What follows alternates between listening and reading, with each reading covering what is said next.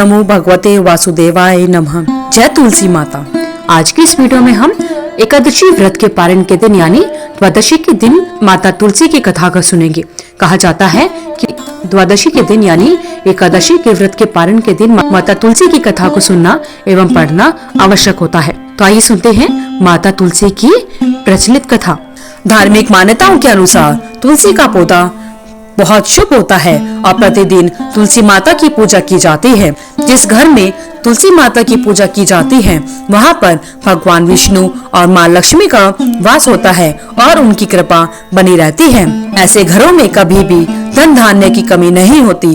एक बुढ़िया माई तुलसी जी को सींचती और कहती कि हे तुलसी माता, सत्य की दाता, मैं तेरा बिटला सींचती हूँ, मुझे बहू दे, पीताम्बर की धोती दे, मीठा मीठा घास दे, बैकुंठ में वास दे, चटक की चाल दे, पटक की मोत दे, चंदन का काठ दे, रानी सा राज दे, दाल भात का भोजन दे, 11 की मोत दे, कृष्ण जी का कंधा दे।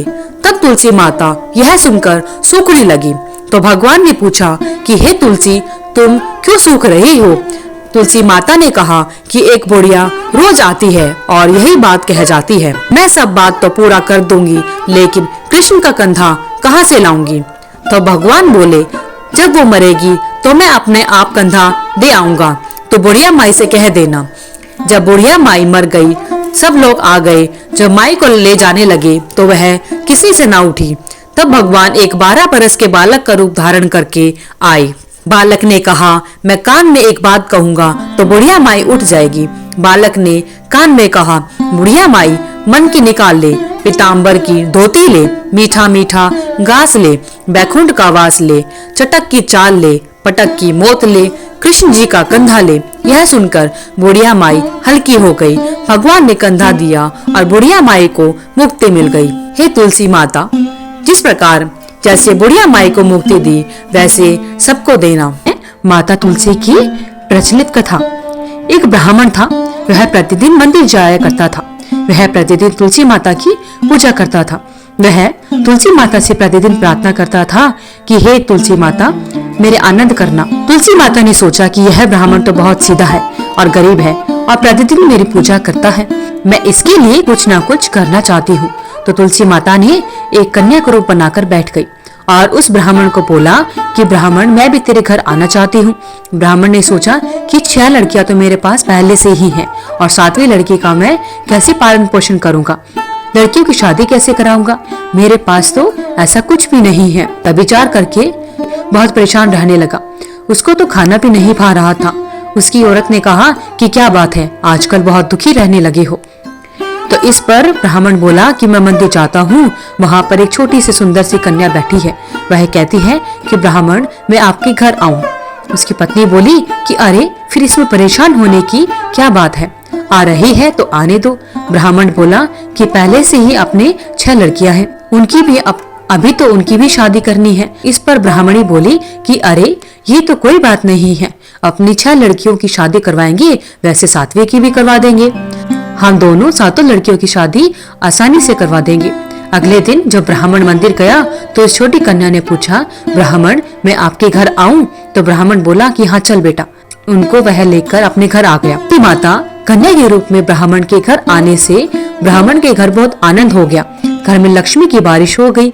जब ब्राह्मण 7 कन्याओं की शादी करने के लिए वह ढूंढने जाने लगा तो छोटी कन्या ने कहा कि मेरे तो शालिग्राम जी के मंदिर में जाकर शालिग्राम जी बोलना कि बारात लेकर आए और मेरी 6 बहनों के तुम्हारी इच्छा से वर ढूंढ लेना। तुलसी महारानी की मेहरबानी से उसके तो सब जेवर, कपड़ा, खाना सब तैयार हो गया और उनकी अच्छे धूमधाम से शादी हो गई और उस ब्राह्मण के घर में खुशियां छा गई।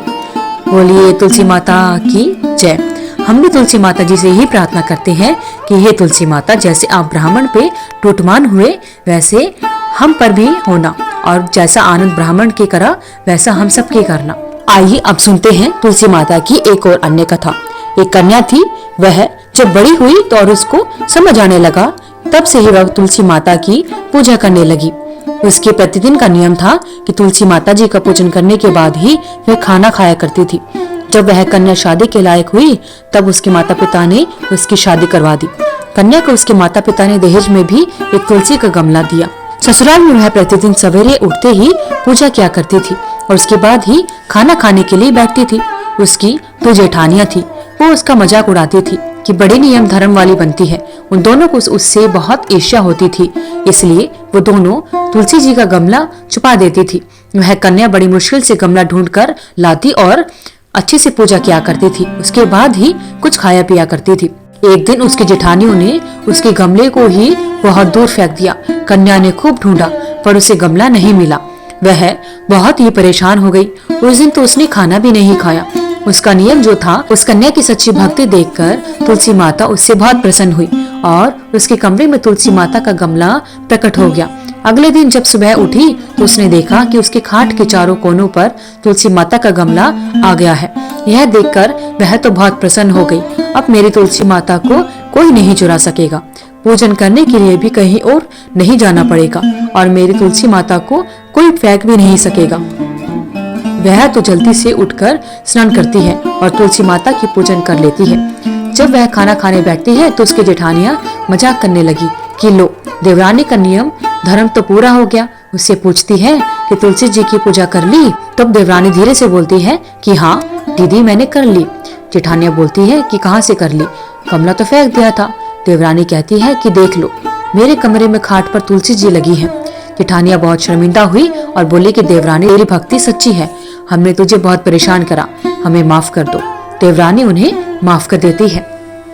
बोलिए तुलसी माता की जय। हम भी तुलसी माता जी से यही प्रार्थना करते हैं कि हे तुलसी माता, जिस प्रकार आपने अपने भक्त यानी देवरानी पर कृपा करी, वैसे ही हम सब पर भी करना। आइए भक्तजन, हम जानते हैं माता तुलसी की किस प्रकार पूजा की जाती है। रोजाना ब्रह्म मुहूर्त में उठे और साफ स्वच्छ वस्त्र धारण करने चाहिए। फिर सूर्यदेव को जल अर्पित करना चाहिए। देवी देवताओं की पूजा आराधना करनी चाहिए। उसके बाद तुलसी माता के पौधे के पास में दीपक जलाकर उपासना करनी चाहिए। तुलसी माता के पौधे को कुमकुम का तिलक लगाना चाहिए। तुलसी के पौधे पर चुनरी और फूलों की माला अर्पित करनी चाहिए। सात्विक चीजों का भोग लगाना चाहिए और तुलसी माता की आरती करनी चाहिए और मंत्रों का अवश्य जाप करना चाहिए और अंत में जीवन में सुख शांति की प्राप्ति के लिए कामना करनी चाहिए। तुलसी माता की परिक्रमा भी अवश्य करनी चाहिए और परिक्रमा करते समय ओम नमो भगवते वासुदेवाय मंत्र का अवश्य जाप करना चाहिए। साथ ही माता लक्ष्मी और भगवान श्री हरि विष्णु और तुलसी माता की पूजा अवश्य करनी चाहिए। धन्यवाद। अगर आपको वीडियो अच्छी लगी तो वीडियो को लाइक करें, शेयर करें, चैनल को सब्सक्राइब करके बेल आइकन को जरूर प्रेस करें ताकि आगे आने वाली सभी वीडियोस की नोटिफिकेशन आप तक समय से पहुंचते रहे। भगवान श्री हरि विष्णु, माता लक्ष्मी और तुलसी माता की आप सभी पर कृपा बनी रहे। कमेंट बॉक्स में जय तुलसी माता लिखना ना भूलें। आपका दिन शुभ एवं मंगलमय हो।